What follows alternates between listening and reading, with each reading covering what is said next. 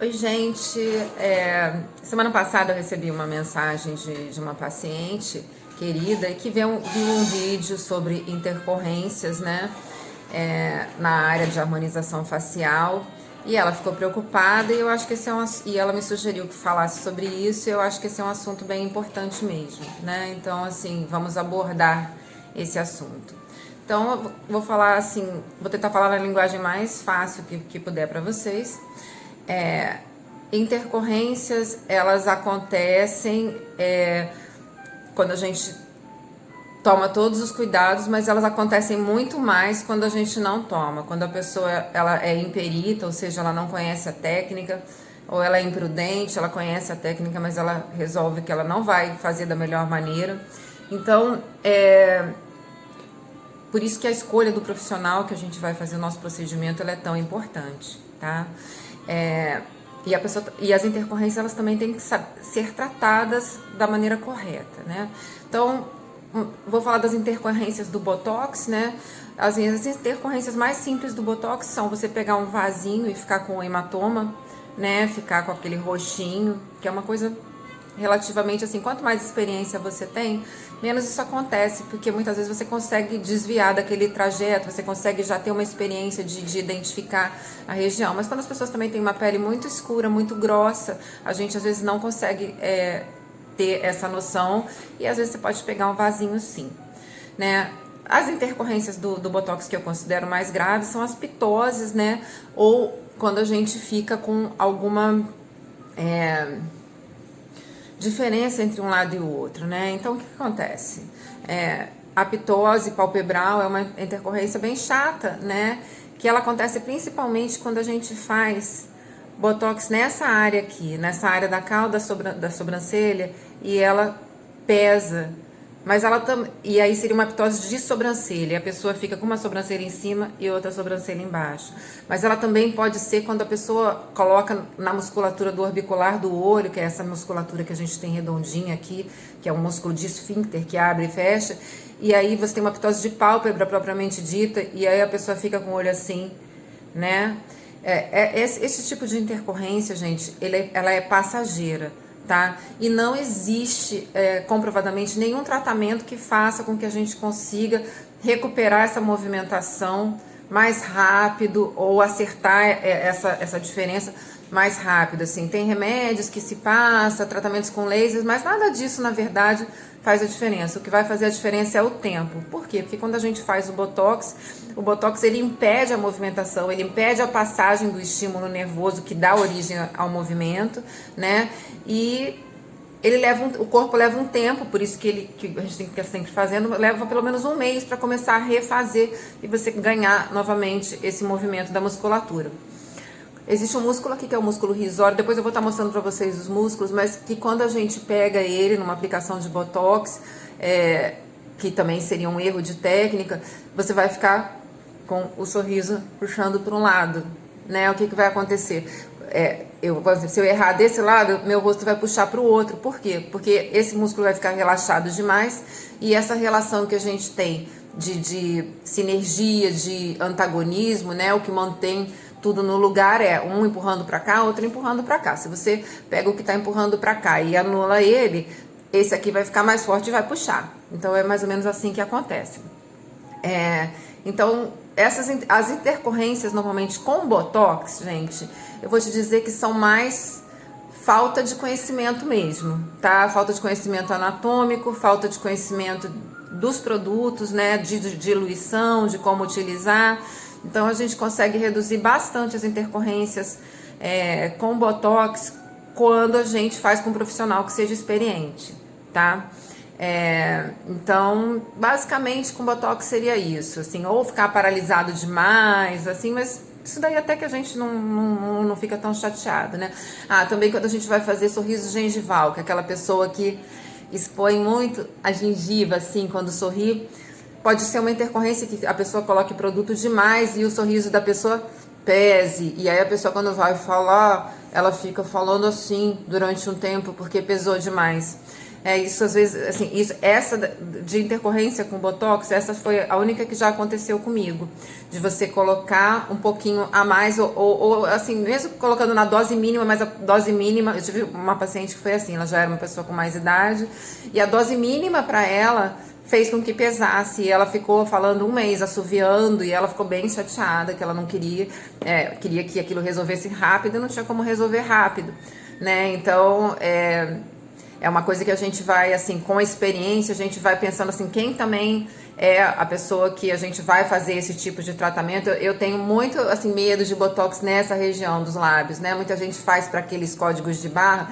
Normalmente eu não gosto de Botox nesse músculo que é o orbicular do lábio, porque eu acho que a fala fica um pouco diferente. Então, assim, qualquer mínima mudança, se você coloca um pouco mais profundo no músculo, você pode gerar uma paralisação mais forte, e é por isso que eu procuro evitar nessa região. Mas eu faço bastante aqui para sorriso gengival, né? Então, assim, hoje em dia eu tomo muito mais cuidado. Quando a pessoa está fazendo pela primeira vez, eu coloco uma dose muito mínima para ter certeza. Se precisar, aí sim eu vou complementar. Da próxima vez que ela for fazer, a gente vai fazer uma dose maior para a gente conhecer aquela musculatura e diminuir o risco de intercorrências. E vamos falar agora das intercorrências com ácido hialurônico, né? Essas são as que realmente deixam todo mundo de cabelo em pé. A gente esqueci de botar óculos. Deixam todo mundo de cabelo em pé, né? Então, as intercorrências com ácido hialurônico, né? Elas podem causar consequências bem graves. Elas podem causar necrose de tecido. Necrose é o quê, né? Todo o nosso corpo, o nosso rosto, ele é irrigado por vasos sanguíneos que começam grossos e vão ficando mais fininhos e mais fininhos. Para quê? Para que leve oxigênio e mantenha aquele tecido vivo e funcionando. Por que as necroses acontecem? As necroses podem acontecer por quê? Porque você impediu a chegada de oxigênio naquela região. Seja por você injetar o agente preenchedor dentro do vaso, então você enfiou dentro do vaso sanguíneo, o vaso estava passando e colocou o material lá dentro e parou de passar.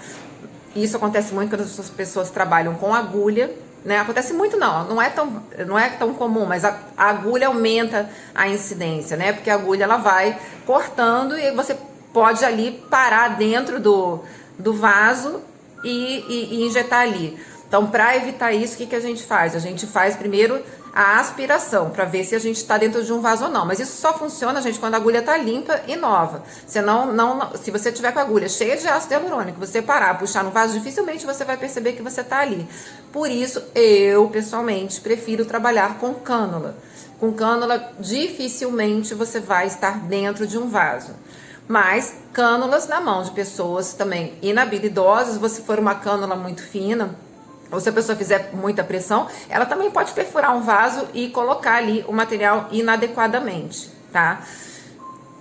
A cânula também, se você depositar uma quantidade maior do que seria indicado para aquela área, o que ela pode fazer? Ela pode comprimir, ela pode apertar aquele vaso de tal maneira que você não colocou dentro do vaso, mas você apertou tanto que o sangue não consegue circular dessa maneira, da maneira como ele deveria. E daí vem a necrose, tá? Então, assim, uma das áreas mais preenchidas no mundo, que é o bigode chinês, é uma das primeiras que as pessoas aprendem quando fazem um curso de Botox, é uma das mais perigosas, porque é onde passa a artéria facial, que é uma artéria que ela começa aqui embaixo, ela é um ramo da carótida externa e ela contorna a mandíbula, passa por dentro de alguns músculos e nessa região aqui ela fica bem superficial e ela vai irrigar tanto o nariz, a asa do nariz, como ela vai também dar ramos internos que vão para dentro do nosso olho.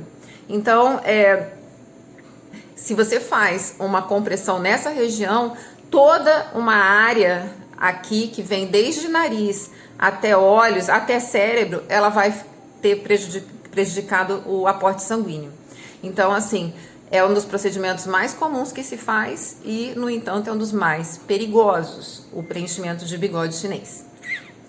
Tem outro procedimento que, por exemplo, eu pessoalmente aqui na clínica, eu sempre procuro evitar, que é o preenchimento de nariz. Preenchimento de nariz, o nariz ele tem uma irrigação também muito pobrezinha, uns vasinhos muito fininhos e é uma região onde tem um alto índice de necrose. Então, como é que eu faço, né? Quando eu faço preenchimento de nariz, eu peço para o paciente mandar fotos, assim, a cada 1 hora, 2 horas no primeiro dia. Por quê? Para que, se caso a gente comece a ver qualquer coisa saindo do normal, a gente possa agir imediatamente. Como que a gente age imediatamente, né? Então, a necrose, gente, ela dói.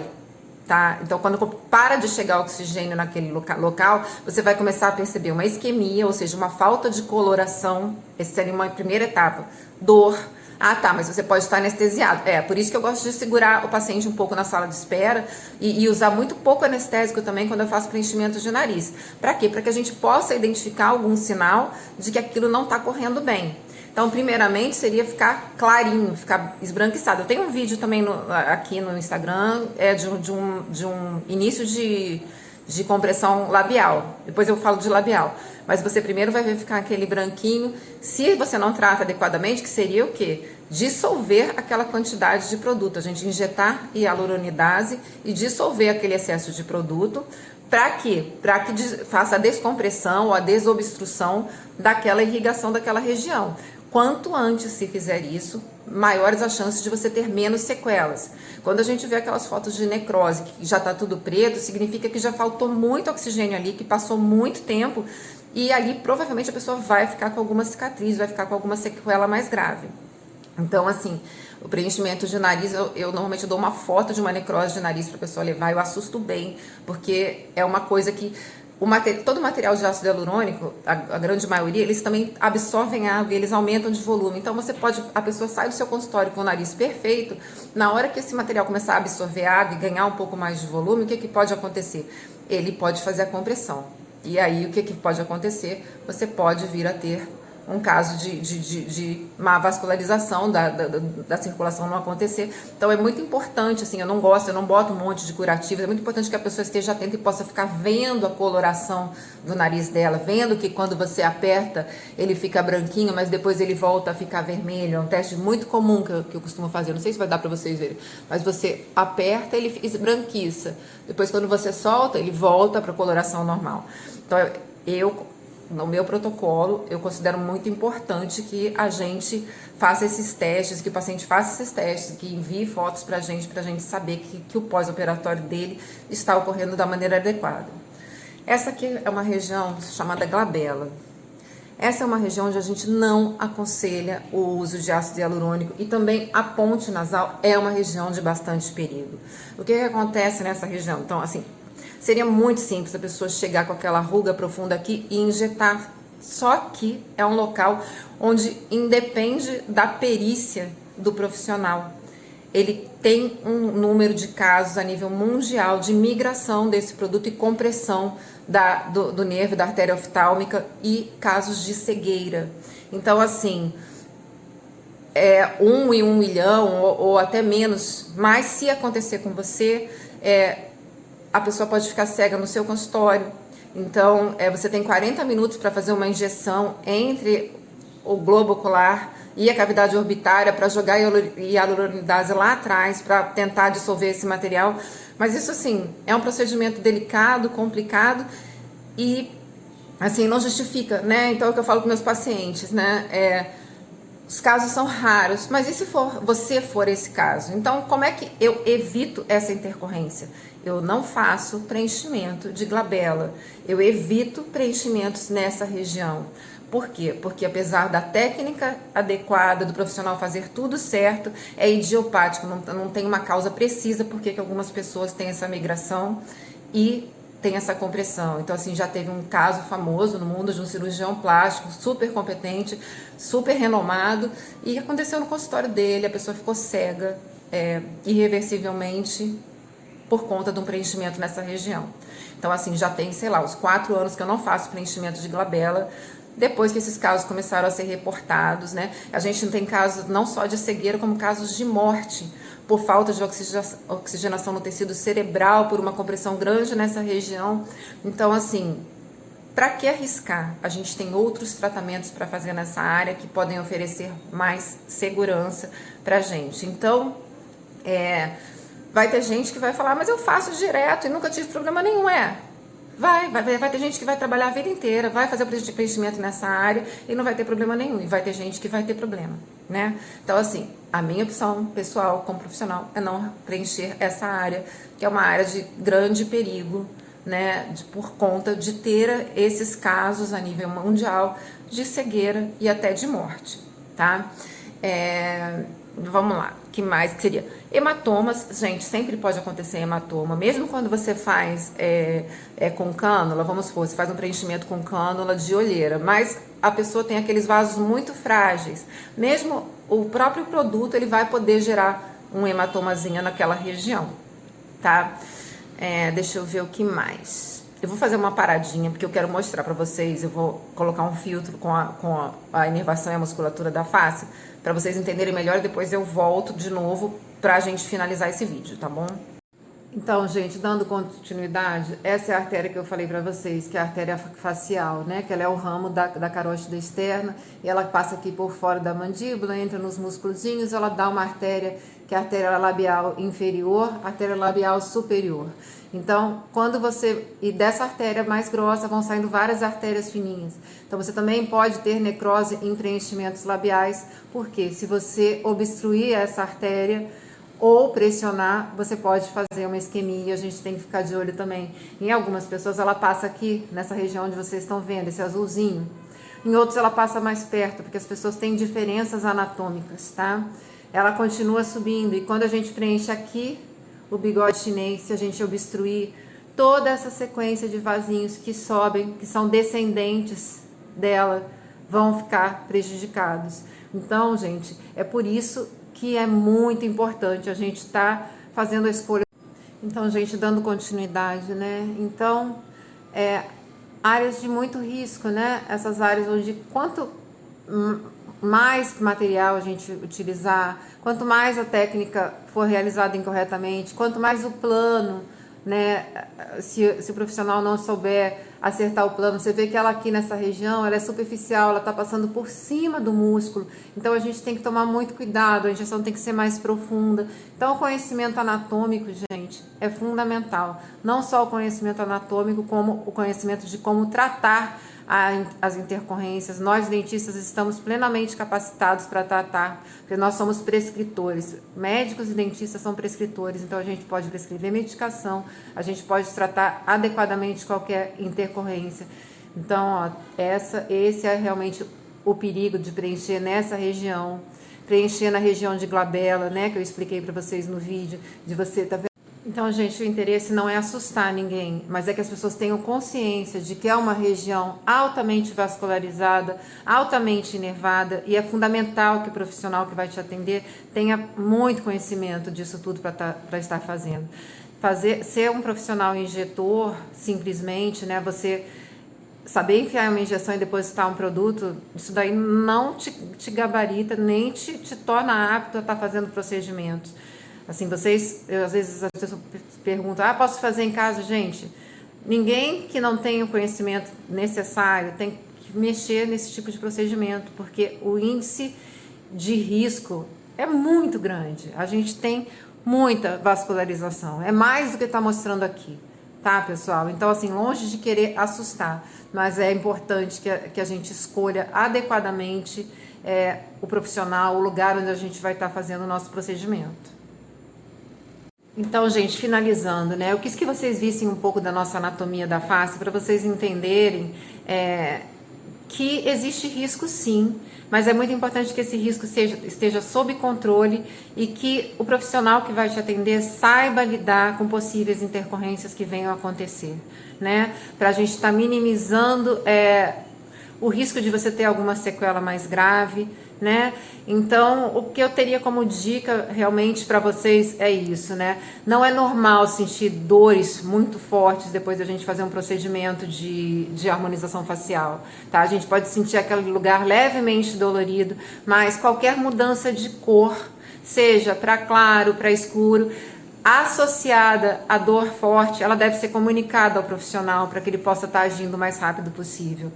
Hematoma, gente, não é uma coisa para se preocupar, ele é só um derramamento de sangue, então ele começa roxinho, muitas vezes ele se espalha, né? A força da gravidade faz com que ele desça, depois ele vai trocando de cor, vai ficando ocre, esverdeado, amarelo, até sumir, mas é uma intercorrência relativamente comum. O que a gente não pode deixar acontecer é morte, cegueira, né? Necrose de alguma área do rosto de alguém, e isso a gente evita com estudo, com conhecimento, com prática, com muita prática. Assim, tem certas coisas dentro da harmonização que só prática vai dar para o profissional. Assim, a curva de aprendizado, né, que é o tempo entre aquilo que você aprende a você ter uma casuística, uma quantidade de atendimentos para você entender o que acontece diferente, o que é particular de um, particular de outro, e ainda assim, todos os dias eu aprendo coisas novas, todos os dias eu vejo coisas diferentes, e todos os dias eu estudo, não dá para parar de estudar. Então, fiquem bem atentos a isso, gente. Eu acho, que eu já falei em outros vídeos, eu sou contra fast food, clínica de botox, aquelas coisas que você vê que os profissionais não têm o preparo, que eles não têm a experiência necessária. Se você evitar esse tipo, sabe, pegue um profissional para chamar de seu, seja ele de que classe for, uma pessoa em que você confie, em que você possa tirar todas as suas dúvidas, tendo a certeza de que essa pessoa ela tem experiência, que ela tem formação, né, que ela vai saber te auxiliar.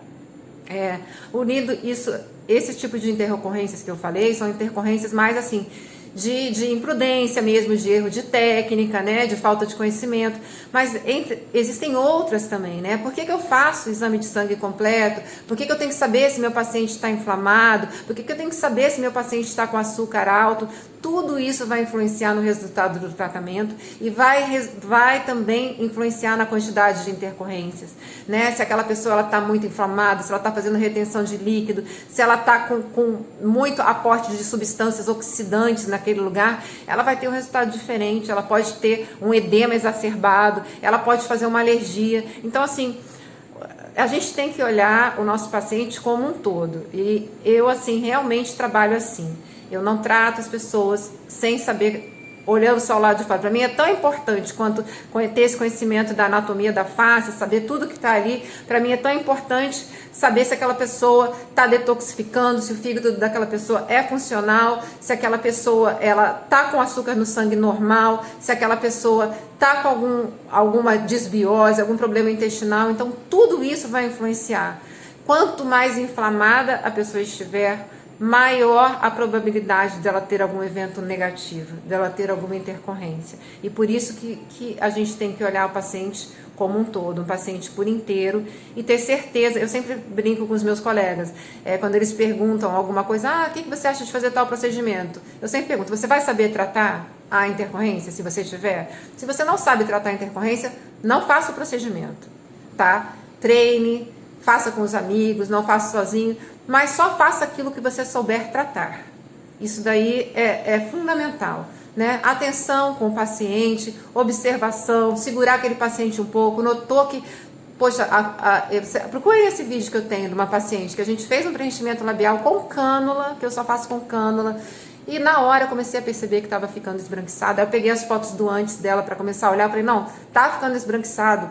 E ela não queria tirar, e ela falou, não, mas eu gostei. Eu falei assim, olha só, você não vai sair daqui.